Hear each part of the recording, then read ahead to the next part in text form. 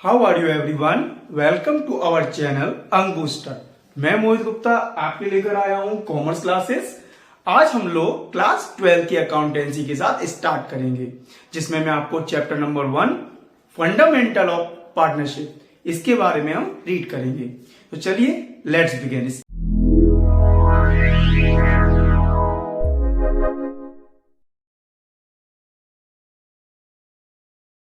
करते हैं fundamental of partnership. इसकी बेटा डिफाइन है according to the Indian partnership act 1932। तो इसमें जो वर्ड आ रहा है ना बेटा पार्टनरशिप, तो what do you about the mean of partnership. क्योंकि पार्टनरशिप क्या होती है इसको मैं आपको समझाने की कोशिश करता हूं। इधर आप देखिए, जैसे सपोज दैट एक छोटू था, वो छोटू सोल प्रोप्राइटरशिप में वर्क कर रहा था, यानी कि अपने बिजनेस का अकेला मालिक था। उसके लिए ये पहले क्या करता था कि पी एंड एल अकाउंट बनाता था। आप सभी को पता हुआ कि पहले हम पी एंड एल अकाउंट बनाते थे, लास्ट क्लास 11th में हमने पढ़ रखा है। पी एंड एल अकाउंट बनाने में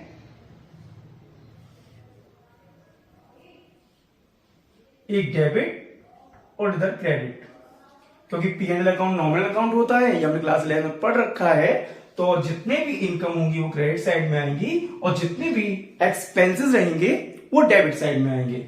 इनकम, चलो मैं इनकम लिख देता हूं थोड़ी बहुत। बाई रेंट रिसीव,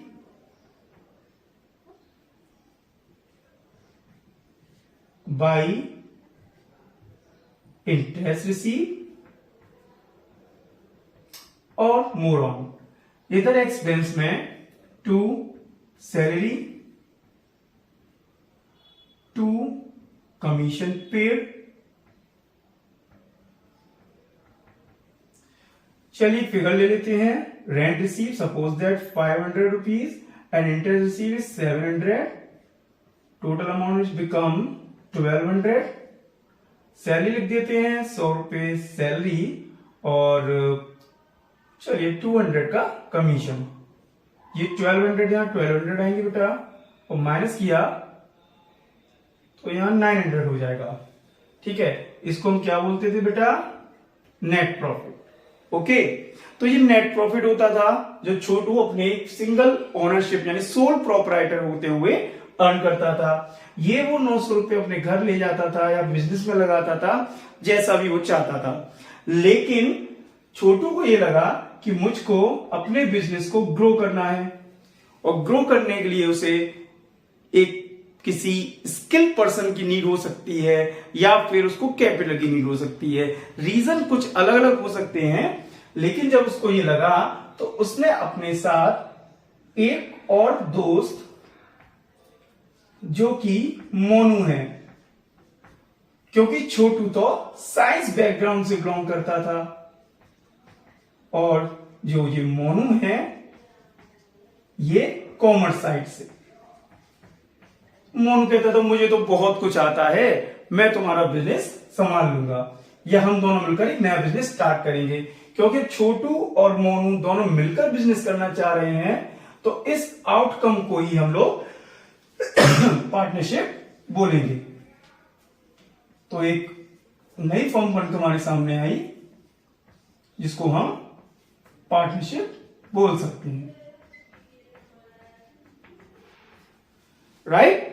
तो इट्स अवर पार्टनरशिप। तो जब छोटू जब पीएनएल अकाउंट बनाता था, क्योंकि वो ओनरशिप सिंगल में था, लेकिन अब दोनों मिलकर वर्क करेंगे तो अब हम करेंगे पार्टनरशिप। तो बेटा इसी को बोलते हैं पार्टनरशिप। एक बार इसकी डिफाइन देखिए। According to the Indian partnership act 1932, partnership is a relation between person who have agreed to share profit of a business carried on by all or any of them acting for all। मतलब इस act के according जब किन्हीं persons के बीच में कोई agreement होता है कि वो अपना प्रॉफिट शेयर करेंगे, जो भी वो बिजनेस कर रहे हैं उसके लिए, अगर वो तैयार हो जाते हैं इस चीज के लिए, तो उसको बोला जाएगा पार्टनरशिप। फिर इसमें लाइन लिखी है ना, कैरीड ऑन ऑल और any of them acting for all. इसका मतलब क्या है? सपोज दैट कि एक फॉर्म में 3 पार्टनर है, ए बी एंड सी।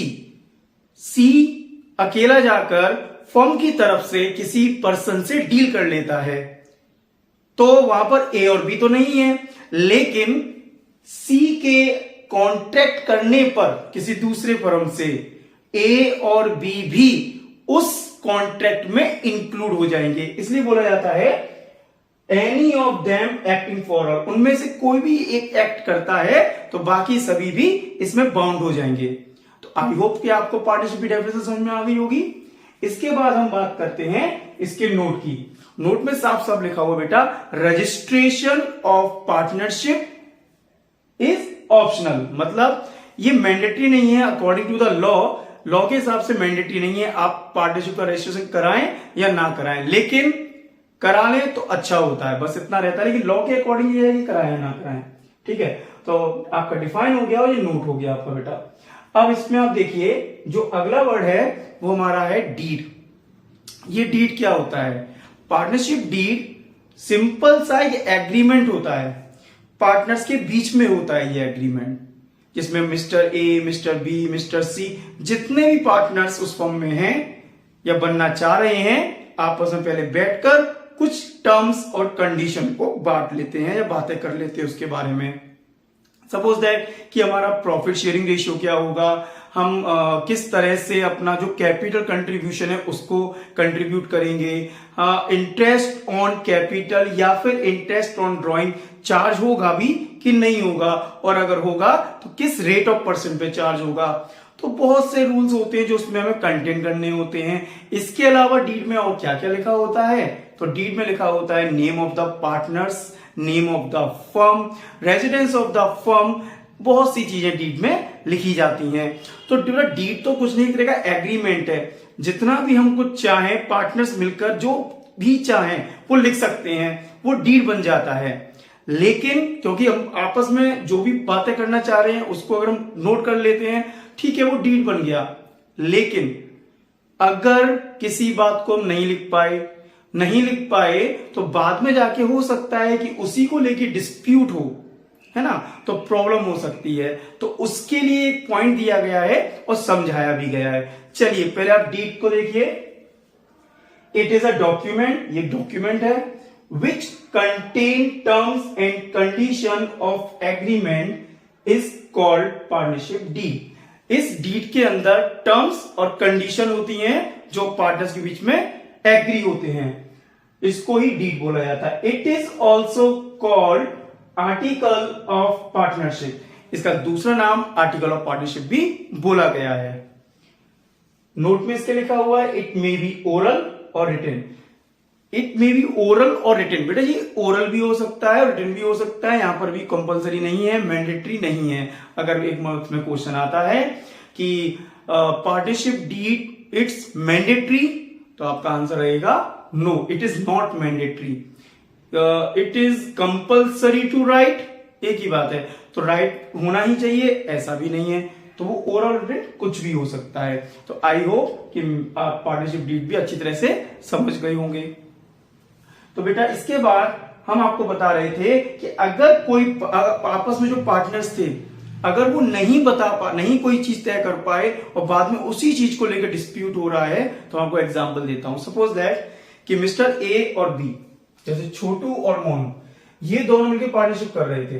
तो इन्होंने आपस में तय किया कि हमारा जो प्रॉफिट शेयरिंग रेशियो वो 2:3 रहेगा, ठीक है। फिर इसके बाद इन्होंने पार्टनर्स सैलरी को लेकर कोई भी पॉइंट डिसाइड नहीं किया, सैलरी को लेकर। तो अब क्या होगा कि जो छोटू है वो कहेगा कि देखिए हम नए फर्म में आ गए हैं, तो मेरे अकॉर्डिंग हमको आपस में सैलरी लेनी चाहिए फर्म से। लेकिन मोनू कहता है देखो भाई तुम साइंस वाले, तुम कुछ पता तो रहता नहीं है, और मैं कॉमर्स वाला हूं, मुझे नॉलेज है। तो क्या नॉलेज है कि देखिए हमने सैलरी के लिए कोई डिसाइड किया नहीं था, इसीलिए हम सैलरी की बात नहीं कर पाएंगे, मतलब सैलरी नहीं प्रोवाइड होगी। लेकिन छोटू मानने को तैयार नहीं था। फिर ये दोनों में डिस्प्यूट हुआ और डिस्प्यूट की वजह से ये कोर्ट में हो सकता है केस कर दे। तो जज ज्यादा से ज्यादा क्या कहेगा, जज कहेंगे कि भाई अपनी डीड लेकर आइए। तो उस डीड में आप देखिए प्रॉफिट शेयरिंग रेशियो के बारे में तो लिखा हुआ है, लेकिन सैलरी के बारे में कोई भी पॉइंट नहीं लिखा हुआ है। तो ये पॉइंट, ये सिचुएशन बन जाती है in the absence of deed. ये सिचुएशन बन जाती है in the absence of deed. Deed के एब्सेंस में क्या करेंगे, क्योंकि अगर सैलरी वाला पॉइंट तो लिखा नहीं, लेकिन जो दोनों झगड़ रहे हैं, तो अब क्या होगा। तो बेटा इसके लिए इंडियन पार्टनरशिप एक्ट 1932 में इसके प्रोविजंस दिए हुए हैं। तो मैंने यहां पर नोट किए हुए हैं कि in the absence of deed Indian partnership act 1932 is applicable.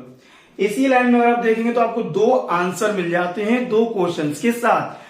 तो फर्स्ट क्वेश्चन देखिए मेरा इसमें, in the absence of deed which rule is applicable.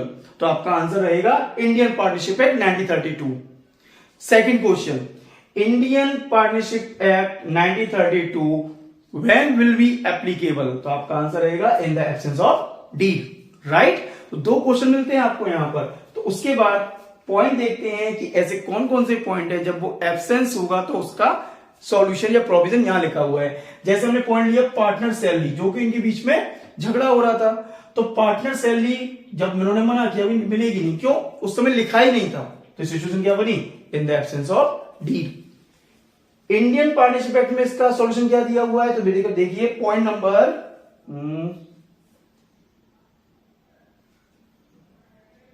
कहां है, ये रहा point number 5, partners salary not allowed. साफ साफ लिखा हुआ है पार्टनर सैलरी नॉट अलाउड। इसका मतलब छोटू जो सैलरी की क्लेम कर रहा था वो उसको नहीं मिल पाएगा और जज इसके लिए मना कर देगा। तो इसमें बहुत से रूल्स हैं। Number 1, profit sharing ratio equally. इसका मतलब अगर इन लोगों ने रेशियो तय कर लिया है तो वही रहेगा। लेकिन सपोज दैट इन लोगों ने रेशियो भी तय नहीं किया है, डिसाइड नहीं किया है, तो इंडियन पार्टनरशिप एक्ट 1932 बोलता है प्रॉफिट शेयरिंग रेशियो इक्वली। तो आप समझ गए होंगे एब्सेंस का मतलब क्या है। एब्सेंस का मतलब अगर कोई पॉइंट हमने ले लिया है, पहले से ही बातें कर ली उस बारे में, तो ठीक है। लेकिन अगर कोई पॉइंट नहीं लिया है, यहां जितने भी रूल्स हैं वो सारे के सारे अप्लाई होंगे। तो हम बारी बारी से रूल को पहले एक बार देख लेते हैं। प्रॉफिट शेयरिंग रेशियो इक्वल रहेगा interest on capital not allowed. मतलब क्या है इसका, जब एक पार्टनर फर्म में कैपिटल लगाता है तो हो सकता है कि फर्म उसे इंटरेस्ट दे, लेकिन ये तब होगा जब वो उस चीज को पहले से एग्री कर लेंगे। अगर वो उस चीज को एग्री नहीं कर पाए तो एब्सेंस कंडीशन में interest on capital not allowed, यानी फर्म की तरफ से पार्टनर्स को किसी भी तरह का इंटरेस्ट नहीं मिलेगा ऑन कैपिटल। इसके बाद interest on drawing not allowed, मतलब जब पार्टनर्स अपने पर्सनल एक्सपेंस को मीट करने के लिए फर्म से कुछ रुपए निकालते हैं पर्सनल एक्सपेंस को, तो उसको ड्राइंग बोलते हैं बेटा। तो सिंपल सी बात है, जब पार्टनर फर्म से कुछ रुपए निकाल रहा है तो उसके अगेंस्ट में वो फर्म को इंटरेस्ट देगा। लेकिन सेम अगर स्टार्टिंग में डीड में अगर उन्होंने आपस में तय कर लिया है कि इंटरेस्ट ऑन ड्राइंग लिया करेंगे फर्म से, तो वो ठीक है। अगर उन्होंने ये पॉइंट तय नहीं किया है तो सेम ये सिचुएशन एब्सेंस ऑफ डीड की बन जाएगी, जिसमें आंसर लिखा हुआ है interest on drawing not allowed. Partners commission not allowed, same अगर डीड में पहले से उन्होंने लिख रखा है तो ठीक है। अदरवाइज फिर से एब्सेंस वाली सिचुएशन में क्या हो जाएगा, पार्टनर्स कमीशन नॉट अलाउड। अभी सैलरी वाला हमको मैंने क्लियर किया ही था। Interest on loan 6% per annum, ये क्या है भाई, इंटरेस्ट कौन किसको देगा, किससे इंटरेस्ट चार्ज होगी। तो बेटा जब पार्टनर्स होते हैं, पार्टनर्स और फर्म, पार्टनर और फर्म, हमने तो पढ़ा हुआ है कि बिजनेसमैन अलग अलग होते हैं। तो इंटरेस्ट और लोन 6% का चार्ज होगा। जैसे पार्टनर ने फर्म से कुछ लोन लिया, लोन किसने लिया, पार्टनर ने। किससे लिया, फर्म से। तो अगर पार्टनर ने किसी तरह का लोन लिया है फर्म से, तो इसके अगेंस्ट में पार्टनर्स को, फर्म को क्या देना पड़ेगा? इंटरेस्ट। तो बेटा अगर डीड में हम लोगों ने लिख रखा है कि 7% चार्ज होगा, तो बेटा 7% का इंटरेस्ट पार्टनर्स को देना होगा फर्म को। डीड में लिख रखा है 8% का चार्ज करेंगे इंटरेस्ट, फर्म ने लिख रखा है, तो पार्टनर्स 8% का इंटरेस्ट देंगे। लेकिन सेम वही इंटरेस्ट ऑन लोन को लेकर कुछ भी तय नहीं हुआ था। अब क्या हो गया सिचुएशन? फिर से in the absence of deed, तो देखो डीड में क्या लिखा हुआ है? Interest on loan at the rate 6% per annum. ये इंडियन एक्ट के अकॉर्डिंग है कि इंटरेस्ट ऑन लोन जितना रहेगा वो 6% रहेगा, राइट? अगर तय हो गया है तो वैलिड है, अदरवाइज 6%। क्लियर? चलिए इसके बाद 7 number, a new member can be admitted in a firm with consent of all old partner. इसका मीन्स क्या है कि अगर पहले से 2 पार्टनर है फर्म में, ए और बी, एक सी नाम का पार्टनर या मेंबर बनना चाह रहा है हमारा पार्टनर, तो वो तभी हो पाएगा जब पुराने जितने भी पार्टनर है यानी ए और बी वो एग्री हो जाएंगे, तभी सी फर्म में आ पाएगा, अदरवाइज वो फर्म में नहीं आ पाएगा। 8 नंबर पॉइंट में each partner can inspect of books of the firm. इसका मीन्स क्या है कि अगर ए और बी और सी 3 पार्टनर हैं और सी चाहता है कि मैं अपने बुक्स ऑफ अकाउंट चेक करना चाहता हूं, हो सकता है उसका कैपिटल कम लगा हुआ है फर्म में और ए और बी का ज्यादा कैपिटल लगा हुआ है फर्म में, सी थोड़ा कमजोर है और वो बुक्स की चेक करना चाहता है, तो क्या वो कर सकता है? बिल्कुल कर सकता है। लिखा हुआ है ईच पार्टनर, हर एक partner can inspect books of firm. तो आई होप आपको इन द एब्सेंस ऑफ रूल वाले पॉइंट सभी समझ में आए होंगे। अगर आप चाहते हो तो आप स्क्रीनशॉट ले लीजिए, 1-2 सेकंड में रुका हुआ हूं। ठीक है, चलिए अब आपके इसके बाद मैं आपको समझाता हूं। देखिए बेटा, एक पॉइंट है कि मिनिमम और मैक्सिमम कितने पार्टनर हो सकते हैं। थोड़ा मिनिमम पार्टनर बताया गया फर्म में, मिनिमम 2, यानी कि कम से कम 2 लोग तो होने चाहिए पार्टनरशिप के लिए, क्योंकि 2 से भी कम अगर रखेंगे तो 1 हो जाएगा बेटा, 1 सोल प्रोप्राइटरशिप हो जाएगी, सिंपल है। मैक्सिमम कितने होने चाहिए? थोड़ा मैक्सिमम है 50, ज्यादा से ज्यादा 50 पार्टनर एक फर्म में हो सकते हैं। अब आप लोगों के माइंड में क्वेश्चन आना चाहिए, कुछ लोगों के में आ भी रहा होगा और कुछ लोगों के में नहीं आ रहा होगा, तो आना चाहिए। क्वेश्चन ये बनता है कि सर ये नंबर डिसाइड कौन करता है, या लिखे कहां है ये जहां पर ये नंबर लिखे हुए हैं कम ज्यादा? तो बेटा मैं आपको बताता हूं और समझिए, पार्टनर कितने होने चाहिए, कम या ज्यादा पार्टनर, ये लिखा हुआ है कंपनी एक्ट 2013 में। जबकि हम जो पार्टनरशिप पढ़ रहे हैं वो चलती है इंडियन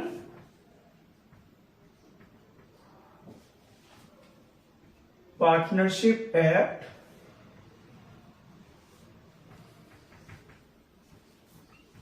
1932। तो बड़ा आपका 1 मार्क्स का एमसीक्यू क्वेश्चन बन सकता है इसमें से कि जो नंबर्स है वो कहां लिखे हुए हैं, कंपनी एक्ट 2013 में, बट जो हम पढ़ रहे हो तो इंडियन पार्टनरशिप एक्ट 1932 के अकॉर्डिंग चलता है।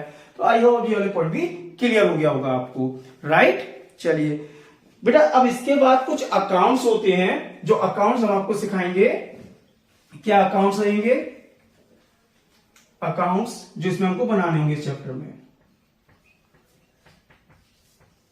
नंबर 1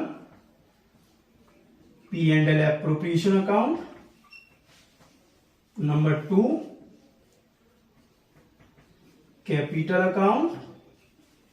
कैपिटल अकाउंट में बेटा 2 तरह के मेथड होते हैं, फिक्स्ड और फ्लक्चुएटिंग, राइट? और थर्ड नंबर बैलेंस शीट। अभी के लिए आप इतने हमको जो अकाउंट बनाने हैं ना, लेकिन ये अकाउंट आपको नेक्स्ट वीडियो में समझाएंगे। अभी के लिए केवल इतना ही करेंगे। अब मैं आपको होमवर्क देता हूं बेटा कि ये पूरा आप रीड करें, सेल्फ स्टडी करें, कंसेप्चुअल जितना भी रहेगा मैं आपको सिखाता रहूंगा, बट आपको सेल्फ स्टडी करनी पड़ेगी बेटा। सेल्फ स्टडी से ही हमको सब कुछ मिलता है। जितना भी कंसेप्चुअल पॉइंट है, कंसेप्चुअल वर्क है, क्वेश्चंस है, रिवीजन है, मैं आपको दूंगा, बट सेल्फ स्टडी आपको करनी पड़ेगी। तो आज जो मैंने आपको बताया इतना आप लर्न करके रखिए। हम नेक्स्ट वीडियो में ये अकाउंट समझेंगे। आज केवल आपके लिए इंट्रोडक्शन बेसिक था, बेसिक इंट्रोडक्शन था, कुछ ज्यादा नहीं था इसमें। ओके, चलिए नेक्स्ट वीडियो मिलते हैं। Thank you.